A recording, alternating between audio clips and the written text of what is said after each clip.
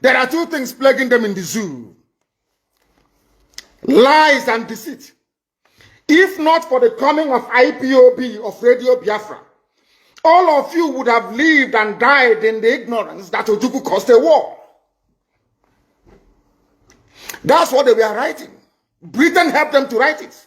Ojukwu was a rebel, a secessionist, because we had no media. That is why they're paying Facebook billions upon billions of US dollars to stop this truth from coming out. Did Ojukwu cause any war? Gowon is alive, go and ask him. Did Ojukwu cause any war? Ojukwu went and negotiated restructuring with you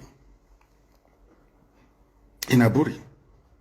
You came back, Britain told you not to agree because Britain realized that all the component units of Britain knows that if you go back to regionalism, you have economic growth. The country will do very well. But Britain doesn't want it. That was why they even instigated the Nzogwu coup, so-called Nzogwu coup, saying they will bring Awolowo to become the head of state. They knew what was going to happen. They wanted to truncate the economic miracle of Dr. Michael. But what I'm telling you are fast. Go and investigate for yourself. In the East, you had the fastest growing economy in the whole world, over 40% every year. In the West, Awolowo was performing his own miracle as well.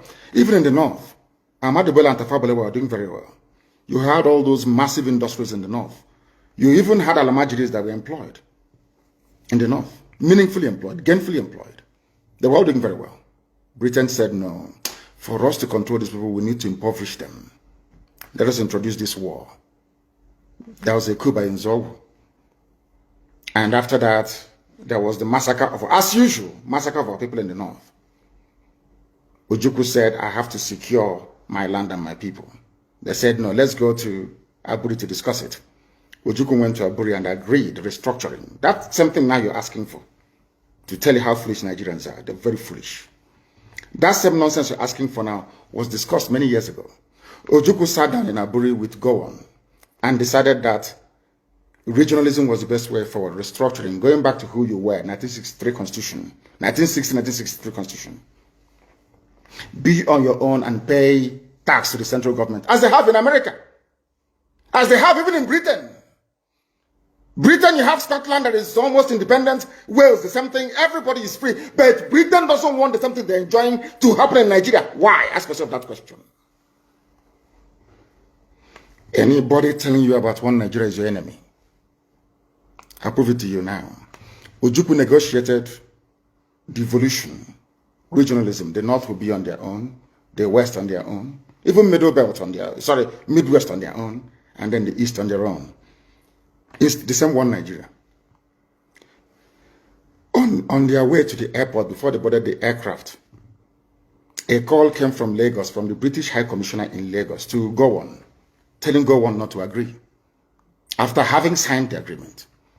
That same Gowon you're looking at today, God kept me alive so that he can witness the destruction he will bring upon that very zoo called Nigeria. Gowon said no.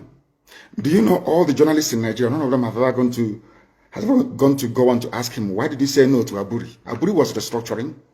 None of those agitating for restructuring right now has ever gone to Gowon or gone to Nigeria to say, but Ojukwu negotiated restructuring. What happened? They came back and they said no. Ojukwu said, okay, so you want to continue to kill my people all over the place? No. Because of that, I'll declare Biafra. Today, they have brainwashed all of you with the perverse notion and thinking that somehow Ojukwu is responsible for causing a war, when opposite is the case. If not now, that after many years of hammering on this very topic, it has now sunk into the skull of the people that Gowon was the aggressor, not Ojukwu. That's how Nigeria is, always blaming the victim. And we lost over 5 million people during that very genocidal war. They killed over 5 million Biafrans. They wanted to wipe us away from the face of this very earth. But we survived it, and we are here today.